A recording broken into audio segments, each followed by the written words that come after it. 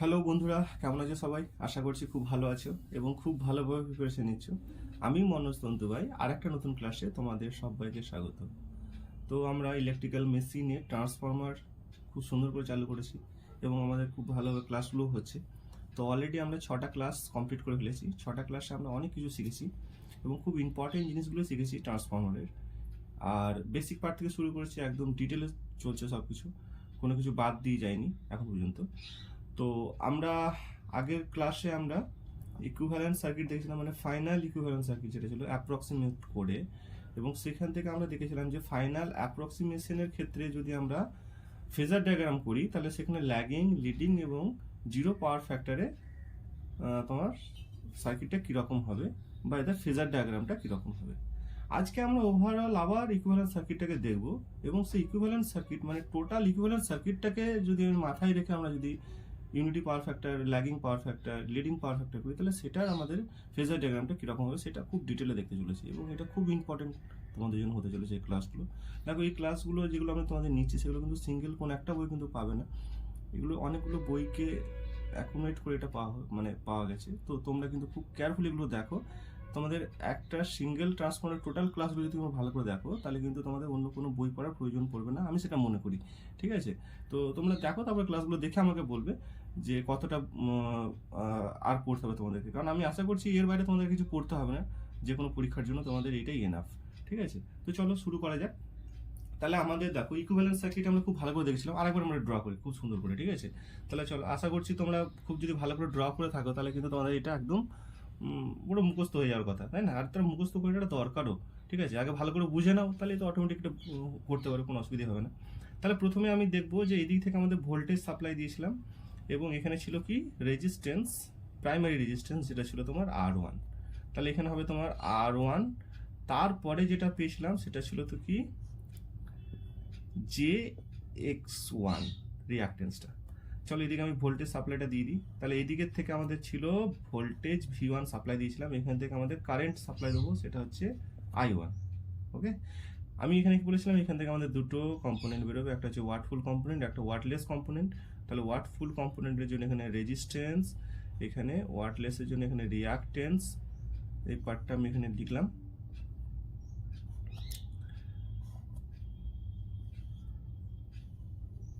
ওকে, তাহলে দেখো এখান থেকে আমাদের I1টা যাচ্ছে, I1টা দুটো পার্টে ভাগ হয়ে যাবে, এখানে I2 ড্যাশ হয়ে যাবে, এটা I2 ড্যাশ হয়ে যাবে, এখানে হবে I0 যেটা নো লোড কারেন্ট বলবো।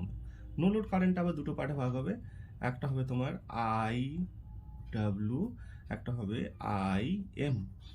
ওকে, এবং দেখো এইটা আমরা কি লিখবো, এটা আমরা লিখবো JXM, আর এটা আমরা বলবো RW।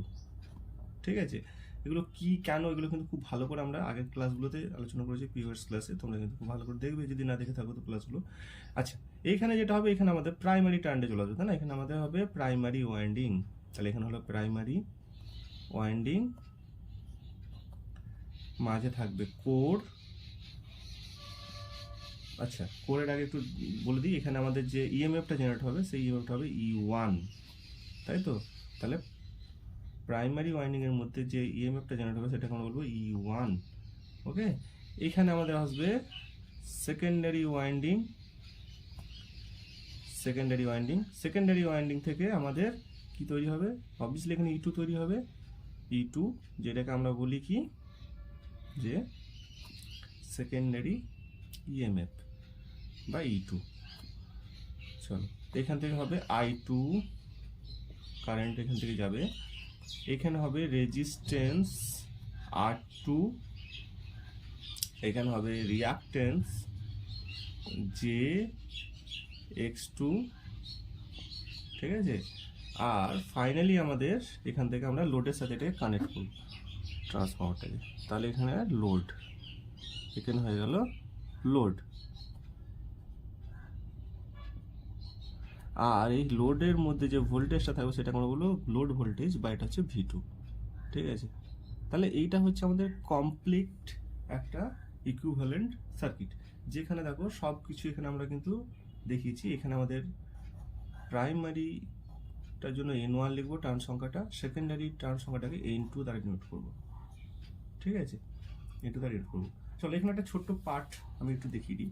দেখো E1 যেটা রয়েছে, E1টাকে ইএমএফ, তাহলে প্রাইমারি ওয়াইন্ডিং এর মধ্যে একটা ইএমএফ তৈরি হবে। এখানে দেখো ফ্লাক্স এসছে, এখানে কোরের মধ্যে ফ্লাক্স আসবে, যেটাকে আমরা φm দ্বারা ডিনোট করতে পারি। তাহলে দেখো এইখানে যখনই আমাদের প্রাইমারি ওয়াইন্ডিংয়ে কারেন্ট I2 আসবে, I2 ড্যাশ আসবে, এবং সেই I2 ড্যাশটা প্রাইমারি ওয়াইন্ডিংয়ের মধ্যে ওয়াইন্ডিংটাকে কাট করবে, বা খুব ভালো করে যদি আমি দেখি তাহলে আমরা বলবো এখানে ফ্লাক্সটা কাট করবে ওয়াইন্ডিংটাকে, কয়েলটাকে। তাহলে ফ্লাক্সটা কাট করার ফলে এখানে একটা ইএমএফ জেনারেট হবে ফ্যারাডেজ ল অনুযায়ী। তাহলে ফ্যারাডেজ ল অনুযায়ী যে ইএমএফটা তৈরি হবে সেই ইএমএফটা হচ্ছে E1, এবং এই E1 এর তোমার যেটা ডিরেকশনটা হবে সেটা কিন্তু অপোজিট হবে। মানে আমরা যে ভোল্টেজটার জন্য এই ভোল্টেজটা তৈরি হলো, মানে V1 এর জন্য, মানে বেসিক্যালি এখানে ধরো V1ই আসছে ধরো, তাহলে V1 এর জন্য যে ইএমএফটা তৈরি হবে এখানে, সেটা কিন্তু V1কেই অপোজ করবে। তাহলে আমরা এটা বলতে পারি যে E1 যেটা তৈরি হচ্ছে সেটা কি হবে, -E1 হবে, নেগেটিভ হবে, অ্যাকর্ডিং টু লেঞ্জ ল আমরা খুব ভালো করে দেখেছি। তাহলে দেখো এই যে ভোল্টেজটা আছে, এই ভোল্টেজটাকে দেখো, এই ভোল্টেজটা যেটা হবে সেই ভোল্টেজটাই এটা হবে। আমরা বলতে পারি যে ভোল্টেজ সবসময় কি হয়, প্যারালালে ইকুয়াল থাকে। তাহলে এখানে যে ভোল্টেজ ড্রপটা হবে সেম ভোল্টেজ ড্রপটা আমরা এখানেও পাবো, কারণ প্যারালালে ভোল্টেজ ইকুয়াল থাকে। তাহলে আমি বলতেই পারি যে এই ভোল্টেজটাকে আমি এইখানে ডিনোট করবো, এইখানে ডিনোট করবো, ঠিক আছে, আমাদের সুবিধার জন্য এটা ডিনোট করছি। তাহলে দেখো এটাকে আমরা বলতে পারি যে এইটাকে আমি একটা এটাকে E1টাকে আমি ধরে নিলাম যে এটা হচ্ছে V1 ড্যাশ ধরে নিলাম ওটাকে, এবং এটা হচ্ছে তোমার কি -E1টাকে রিপ্রেজেন্ট করছে। মাইনাস কেন লিখছি, কারণ আমি আগে বললাম যে অ্যাকর্ডিং টু লেঞ্জ ল এর যে তোমার ম্যাগনিটিউড হবে সেটা অপোজিট ডিরেকশনে হবে V1 এর থেকে, তাই জন্য এটা -E1 লিখলাম। তাহলে দেখো আমরা জাস্ট এইখানের মধ্যেই দেখো আমাদের সার্কিটটা সীমাবদ্ধ হয়ে গেল, কারণ এইখানের ভোল্টেজ ইজিক্যাল টু এখানে ভোল্টেজ একই জিনিস, তাই আমরা এখানে করলাম। তাহলে এখানের মধ্যে সীমাবদ্ধ হয়ে গেলো, এই পার্টটাকে আমাদের আর দেখার দরকার নেই, তাই তো, মানে এইটুকু পার্টটাকে আমি এদিকে তুলে নিয়ে চলে আসছি, ঠিক আছে। আশা করছি যে এটা ক্লিয়ার হয়েছে। তাহলে দেখো এখান থেকে যদি আমি ছোট ছোট 2-3টে ইকুয়েশন বের করে নিই, তাহলে ইকুয়েশনগুলো আমরা কি পাবো, প্রথম ইকুয়েশন যেটা পাবো সেটা দেখো I1টা দেখো দুটো পার্টে ভাগ হয়ে যাবে, এখানে I0 আর I2 ড্যাশ। তাহলে আমরা বলতে পারি যে I1 ইজিক্যাল টু কি হবে, I0 প্লাস I2 ড্যাশ এর ভেক্টর সাম। তাহলে একটা ইকুয়েশন এখান থেকে পেলাম। এই ইকুয়েশনগুলো খুব জানা খুব প্রয়োজন, কারণ এখান থেকে আমরা কিন্তু মেইন যে তোমার ল্যাগিং পাওয়ার ফ্যাক্টর বা লিডিং পাওয়ার ফ্যাক্টরের যে ফেজার ডায়াগ্রামগুলো করবো সেগুলো কিন্তু খুব ইম্পর্টেন্ট হবে, ঠিক আছে। মানে ফেজার ডায়াগ্রাম বলতে আমাদের এখানে যেটা তোমার ফেজার ডায়াগ্রাম করবো সেটা কিন্তু খুব ইম্পর্টেন্ট চলে যাবে। তাহলে দেখো এটা একটা লিখতে পারি, একটা কি লিখতে পারি, I0 ইজিক্যাল টু লিখতে পারি, I0 ইজিক্যাল টু বলতে পারি যে IW প্লাস IM। তাহলে I0টা হচ্ছে IW এবং IM এর ভেক্টর সাম। তাহলে এই একটা ইকুয়েশন আমরা এখানে বলতে পারি। ফাইনালি আমরা বলতে পারি যে V1টা আমরা যদি দেখি তাহলে V1 থেকে যদি আমি এখান থেকে একটা KVL অ্যাপ্লাই করি, তাহলে KVL অ্যাপ্লাই করলে বলতে পারি যে V1 ইজিক্যাল টু কি হবে, V1 dash plus I1 R1 plus I1 JX1, বা যেটা যদি আমি আগে দিয়ে দিই তাহলে জিনিসটা আরো দেখতে ভালো লাগবে। তাহলে আমি I1 X1 বলতে পারি। তাহলে এইখান থেকে দেখো আমাদের একটা KVL অ্যাপ্লাই করে আমরা V1 এর মানটা কিন্তু এখানে পেয়ে গেছি। তাহলে V1 ইজিক্যাল টু লিখতে পারি V1 ড্যাশ প্লাস এই যে V1 ড্যাশ, তাই না, প্লাস এখানে একটা ভোল্টেজ ড্রপ হবে, তাহলে I1 R1, আর এখানে একটা ভোল্টেজ ড্রপ হবে যেটা হচ্ছে I1 X1। তাহলে এই পার্টটা দেখো আমরা এখানে ডিনোট করতে পারলাম V1টাকে। অপোজিট দিকে যদি আমি তোমার E2টা দেখি, তাহলে E2 ইজিক্যালটা আমি কি বলতে পারি, তাহলে দেখো এখান থেকে আমরা E2টা পাবো, E2 ইজিক্যালটা আমি বলতে পারি যে E2 ইজিক্যাল টু হবে তোমার V2, তাই না, এই যে V2 তার সাথে ভোল্টেজ ড্রপগুলো লিখেছে, এটার সাথে একটা ভোল্টেজ ড্রপ হবে, এখানে একটা ভোল্টেজ ড্রপ হবে। তাহলে এখানে আমরা বলতে পারি যে V2 plus I2 R2 plus I2 X2। তাহলে এগুলো হচ্ছে E2টার ভেক্টর সাম হবে এটা। এখান থেকে যদি আমরা তোমার একটা KVL অ্যাপ্লাই করি তাহলে সেই জায়গাতে আমরা খুব ভালো করে বুঝতে পারলাম। আর এখানে ট্রান্সফরমেশন রেশিওটা এখন আমি করিনি, যদি ট্রান্সফরমেশন রেশিওটা দেখি তাহলে কিন্তু আমাদের এটা আমরা এখানে নিয়ে চলবো যে A is equal to E1 by E2। E1 by E2, মানে প্রাইমারি বাই সেকেন্ডারিটাকে করবো, ঠিক আছে এটা। আর এখানে আমরা তো পেয়েছি যে V1, আর একটা ইকুয়েশন তো আমরা এখানে দেখে নিলাম যে V1 dash is equal to হচ্ছে তোমার মাইনাস E1, ঠিক আছে। তাহলে আমরা তো এখান থেকে এই জিনিসটা পেলাম। তাহলে দেখো ইকুয়েশন আমাদের রেডি, ঠিক আছে, ইকুয়েশন আমাদের রেডি হয়ে গেছে। এরপরে আমরা দেখে নেব যে আমরা যদি ল্যাগিং পাওয়ার ফ্যাক্টর করি বা লিডিং পাওয়ার ফ্যাক্টর করি এই সার্কিট ডায়াগ্রামটাকে মাথায় রেখে, তাহলে সেটা আমাদের ফেজার ডায়াগ্রামটা কীরকম হবে, ঠিক আছে। চলো আমরা একটু দেখে নিই। তাহলে প্রথমে আমরা যদি ল্যাগিং পাওয়ার ফ্যাক্টর দেখি, ধরো একটু জায়গাটা শর্ট আছে, একটু ঘিঞ্জি হয়ে যাবে, কিন্তু তোমরা একটু খুব ভালোভাবে দেখার চেষ্টা করো। আচ্ছা ঠিক আছে, আমি এই দিকটা মুছে দিচ্ছি, এই পার্টটা মুছে দিচ্ছি। আমি E1টা এখানে লিখে দিচ্ছি। E1 ইজ ইকাল টু হচ্ছে তোমার E1 ইজ ইকাল টু হচ্ছে V2 plus I2 R2 plus J I2 X2, ঠিক আছে। এই কোয়েশ্চেনটা পেয়েছি আমরা। এই ইকুয়েশনগুলো জেনে রাখাটা দরকার, কারণ এই ইকুয়েশন দিয়ে কিন্তু আমরা ফেজার ডায়াগ্রামটা করব, তাই ইকুয়েশনগুলো বের করা খুব প্রয়োজন এবং ইকুয়েশনটা দেখাটা খুব প্রয়োজন, ঠিক আছে। তাহলে চলো আমি এই দিকের পার্টটা আমি মুছে দিচ্ছি, কারণ এই দিকের পার্টটা না মুছলে আমি কিন্তু ভালো করে দেখাতে পারবো না, ঠিক আছে। তাহলে এই দিকের অর্ধেকটা পার্ট আমি মুছে দিচ্ছি। আশা করছি তোমাদের খুব একটা অসুবিধা হবে না এটা মোছার পরেও, কারণ তোমরা খুব ভালো করে বুঝতে পেরেছো জিনিসটা আমি কী করেছি। এইদিকে ইকুয়েশনটা বের করাটাই মেন উদ্দেশ্য ছিল আমার। আর ইকুইভ্যালেন্স সার্কিট তো তোমরা আগে খুব ভালোভাবে দেখেছো আমি কীভাবে এটা করেছি, তো এটা অসুবিধা হওয়ার কথা নয়।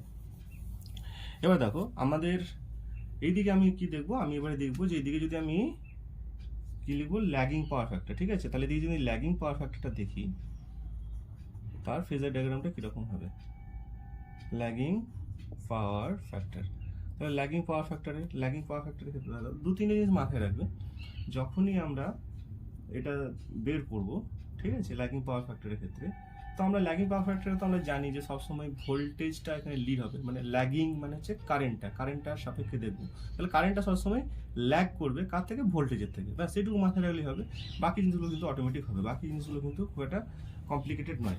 তাও খুব কেয়ারফুলি এটা দেখো, কেয়ারফুলি দেখলে জিনিসটা কিন্তু খুব ভালোভাবে বুঝতে পারবে। তাহলে আমরা সবসময় কি দেখো, এখানে ফ্লাক্সটা যেটা ছিল, এখানে ফ্লাক্স মানে ফাইএমটা দেখো এখানে কনস্ট্যান্ট, তাই না। এখানে কনস্ট্যান্ট বলার উদ্দেশ্য হচ্ছে যে এটা স্থির, বলার উদ্দেশ্য হচ্ছে এই নয় যে এটা স্থির হয়ে আছে, স্থির হয়ে নেই, মানে এটা আমি বলতে চাইছি যে এইটার মানটা কিন্তু খুব একটা বেশি ফ্লাকচুয়েট করবে না, সেই হিসেবে এটা কনস্ট্যান্ট বুঝছে, ঠিক আছে। এটা কম বেশি হবে না, এটা ইকুয়ালি থাকার চেষ্টা করবে। হ্যাঁ, যেহেতু ফ্লাক্সটা এখানে তো রোটেট করছে, তার জন্য এটা সেই হিসাবে কনস্ট্যান্ট কিন্তু নয়, মানে এটা মানটা ইকুয়ালি থাকার চেষ্টা করবে, মানে প্রাইমারিতে সেকেন্ডারিতে, তার জন্য এটাকে আমি কনস্ট্যান্ট বলছি। তাহলে এইটাকে আমি পুরো 0 ডিগ্রি রেফারেন্সে রাখবো, মানে সব থেকে যেটা কনস্ট্যান্ট থাকে বা যেটা বেশি ফ্লাকচুয়েট করে না সেটাকে আমরা 0 ডিগ্রি রেফারেন্সে রাখার চেষ্টা করি। তাহলে 0 ডিগ্রি রেফারেন্স আমরা কি রাখবো, আমরা রাখবো ফাইএমটাকে রাখবো এখানে 0 ডিগ্রি রেফারেন্স, ঠিক আছে। এটা তো এক্স এক্সিস। তাহলে ওয়াই এক্সিসে আমরা কি করব, আমাদের নিচের যে পোর্শনটা আছে, নিচের পোর্শনে আমরা এই যে এক্সিসটা আমরা টানলাম, সেইটাকে আমরা বলবো যে এটা হচ্ছে তোমার লোকাস অফ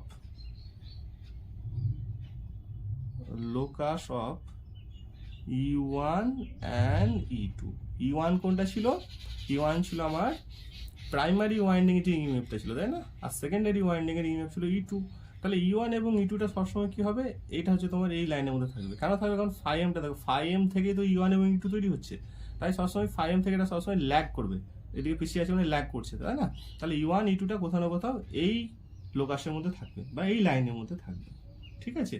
তাহলে আমি ধরে নিলাম যে এই লাইনের মধ্যে কোথাও E1 এবং কোথাও E2 থাকবে, ঠিক আছে, ওকে। তাহলে যদি এটা E1 এদিকটা থাকে, তাহলে E1 এর থেকে আমরা জানি যে ভোল্টেজ V1, সরি এটা ধরো কোথাও না কোথাও E1 আছে, এদিকে ধরো কোথাও না কোথাও E2টা আছে, ঠিক আছে। আমি E2টাকে ধরে চলবো প্রথমে, E2টাকে। তাহলে E2 যদি এর দিকে হয়, তাহলে E2 থেকে কি হবে, E2 থেকে V2টা, দেখো E2টা কোথায় আছে, দেখো E2টা কোথায়, এই জায়গাতে, তাই না, E2টা। তাহলে E2টা সবসময় কি হবে, V2 থেকে নিশ্চয়ই বেশি হবে, কারণ E2 থেকেই তো V2টা আসছে, ইএমএফ থেকে তো ভোল্টেজটা আমরা পাচ্ছি। তাহলে V2টা সবসময় কি করবে, ল্যাগ করবে। তাহলে ল্যাগ করার জন্য আমাদের কি হবে, এখান থেকে আমাদের এদিকে ধরো নাও, এটা হচ্ছে V2, এটা হলো V2, ঠিক ঠিক আছে। চলো তার আগে ছোট্ট একটা পার্ট আমি দেখিয়ে দিই। দেখো ফ্লাক্সের সাথে মানে φm এর সাথে সেম ফেজে লাই করবে im ম্যাগনেটাইজিং কারেন্টটা, imটা এর সাথে লাই করবে। ম্যাগনেটাইজিং কারেন্ট থেকে 90 ডিগ্রি লিড করবে, 90 ডিগ্রি অ্যাঙ্গেলে লিড করবে কে, আইডব্লিউ। ঠিক আছে, তাহলে এই পার্টটা একটু দেখিয়ে দিই জিনিসটা। তাহলে আমি কি বলেছি, আইএম এইদিকে হবে, আইডব্লিউ এদিকে হবে। তাহলে দেখো আইএম এবং আইডব্লিউ তার ফেজার যেটা সাম রয়েছে বা ভেক্টর সাম বলবো এটা, তাহলে ভেক্টর সামকে আই নট, তাহলে আই নটটা কোথাও না কোথাও এদের কি হবে, এদের রেজাল্টেন্ট হবে। তাহলে রেজাল্টেন্টটা হলো তোমার, এটা হচ্ছে তোমার আই নট, বোঝা গেল। তাহলে আই নটটা কোথা থেকে পেলাম, আই এবং আইডব্লিউ থেকে আমরা আই নটটা এখান থেকে পেয়ে গেলাম। চল এবার আমরা বাকি পার্টটা দেখে নিই।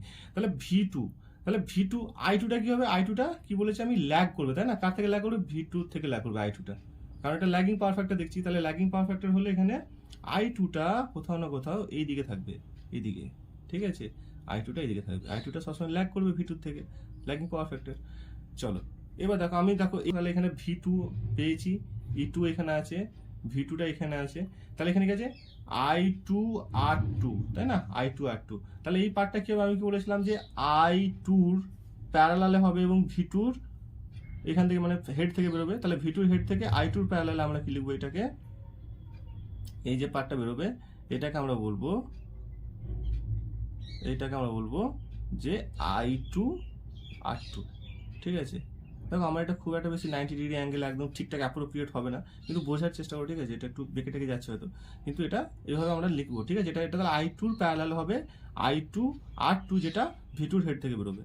এবং দেখো আমরা কি ফাইনালি আমরা যেটা দেখবো যে I2 X2টা, কি হবে, সবসময় I2 থেকে 90 ডিগ্রি অ্যাঙ্গেলে লিড করবে, I2 থেকে 90 ডিগ্রি অ্যাঙ্গেলে লিড করবে। তাহলে I2টা কোনটা, I2টা তো এইটার প্যারালাল, এটা মানে এখান থেকে আমরা লিড করাবো। তাহলে এখান থেকে 90 ডিগ্রি অ্যাঙ্গেল লিড মানে কি, এই দিকটা হবে, তাই না, এই দিকটা 90 ডিগ্রি অ্যাঙ্গেলে লিড হবে এই দিকটা।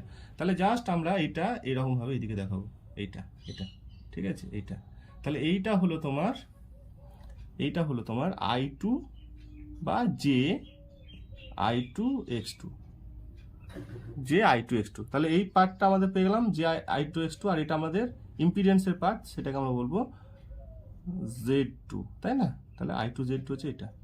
তাহলে এটা দেখানোর প্রয়োজন পড়ে না, কিন্তু তাও এটা মাথায় রাখবে যে এইটা হয় তোমার Z2 হবে, ঠিক আছে, এটা ইম্পিডেন্স হবে, এইটা ইম্পিডেন্সের পার্ট বেরোবে। তাহলে দেখো আমাদের এখানে কিন্তু এই দিকে যে পার্টটা রয়েছে সেকেন্ডারি পার্টটা কিন্তু আমি কমপ্লিট করতে পারলাম। ওকে, সেকেন্ডারি পার্টটা কমপ্লিট করতে পারলাম। চলো এবারে আমরা প্রাইমারি পার্টে চলে আসি। তাহলে প্রাইমারি পার্টে দেখতে গেলে দেখো I2 আছে, I2-র ইকুয়াল অ্যান্ড অপোজিট কি, মাইনাস হবে। তাহলে আমরা যদি এইদিকে দেখে নিই, I2 থেকে একদম ডাইরেক্ট 180 ডিগ্রি অ্যাঙ্গেল যদি একটা টানি, কিছু লাইন টানি, তাহলে আমাদের এইটা দাঁড়াবে এইটা। তাহলে এইটা আমরা বলতে পারি যে এটা হচ্ছে তোমার I2 ড্যাশ, তাই না। তাহলে I2-র 180 ডিগ্রি অ্যাঙ্গেলে কে থাকবে, I2 ড্যাশ থাকবে, তাহলে এই I2 ড্যাশ। আবার দেখো আমরা এখানে খুব ভালো করে একটা ইকুয়েশন আমরা দেখেছি যে তোমার I0 এর সাথে I2 ড্যাশটা যদি যোগ করি তাহলে আমরা কি পাবো, I1 পাবো। তাহলে আমরা বলতে পারি যে এই দুটোর মধ্যে যে ভেক্টর সাম হবে, মানে এই দুটোর মধ্যে আমাদের রেজাল্টেন্টটা যেটা পাবো, সেই রেজাল্টেন্টটাই হবে তোমার, এই যে রেজাল্টেন্টটা পাবো এই দুটোর মধ্যে I0 এবং I2 ড্যাশকে যোগ করলে যেটা পাবো সেটা হবে তোমার I1, হয়ে গেল। তাহলে I1 পেয়ে গেছি আমরা এখান থেকে। এবার দেখো এদিকে কি হবে, তাহলে E2 এবং E1 এদিকে আছে, তাহলে E1 এর অপোজিট বা 180 ডিগ্রি অ্যাঙ্গেলে কি হবে, মাইনাস E1 হবে। তাহলে মাইনাস E1টা এদিকে হবে। তাহলে যদি E1টা যদি এদিকে থাকে, তাহলে এদিকে হবে মাইনাস E1, মানে 180 ডিগ্রি অ্যাঙ্গেলে আমাদের থাকে অপোজিটটা। তাহলে এটা হয়ে যাবে তোমার মাইনাস E1। আর দেখো মাইনাস E1 ইজিক্যাল, আমি বলে দিয়েছি minus E1 is equal two V1 dash, তাই না, তাই তো। তাহলে আমরা এটাকে মাইনাস E1 ইজিক্যাল টু আমরা বলতে পারি যেটা হচ্ছে তোমার V1 ড্যাশ। Very good. চলো তাহলে V1 ড্যাশটা আমরা এখানে পেয়ে গেছি, এটা হচ্ছে তোমার V1 ড্যাশ এটা, বা মাইনাস E1। আর মাইনাস E1 কেন এটা হলো, কারণ এখানে দেখো E1 যদি এদিকে থাকে তাহলে E1 এর 180 ডিগ্রি অ্যাঙ্গেলে E1 মাইনাস E1 থাকবে। যেরকম আমরা I2-র 180 ডিগ্রি অ্যাঙ্গেলে আমরা কি পেয়েছিলাম, I2 ড্যাশ। তা I2 ড্যাশটা অ্যাকচুয়ালি মাইনাস I2, তাই না, মানে মাইনাস অপোজিটটা হবে আর কি। তাহলে দেখো এইখান থেকে আবার দেখো দেখার জিনিস যেটা আছে সেটা হচ্ছে যে E1 তো আমরা পেয়ে গেছি, কোথায় গেল E1,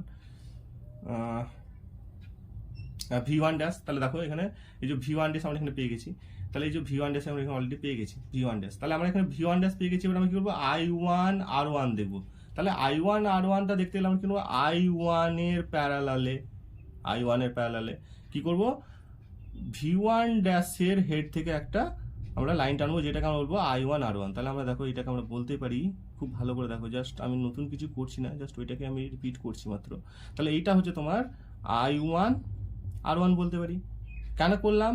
কারণ I1 এর প্যারালালেই হচ্ছে দেখো, এবং ভি ওয়ান ড্যাশের মাথা থেকে বেরোবে I1 বা হেড থেকে বেরোবে I1R1 বেরিয়েছে।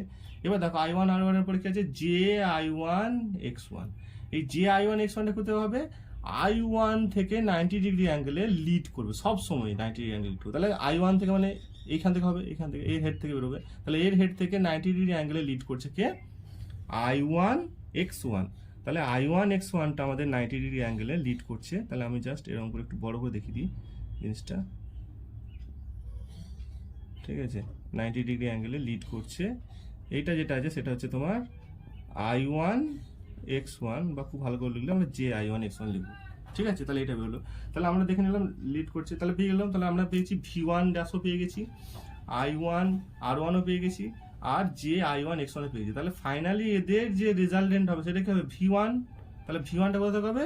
ভি1টা দেখো এইখান থেকে বেরোবে, তাই না? এইখান থেকে বেরোবে এবং ফেজার ডায়াগ্রাম আমাদের তোমার রেজাল্টেন্ট হবে এইটা।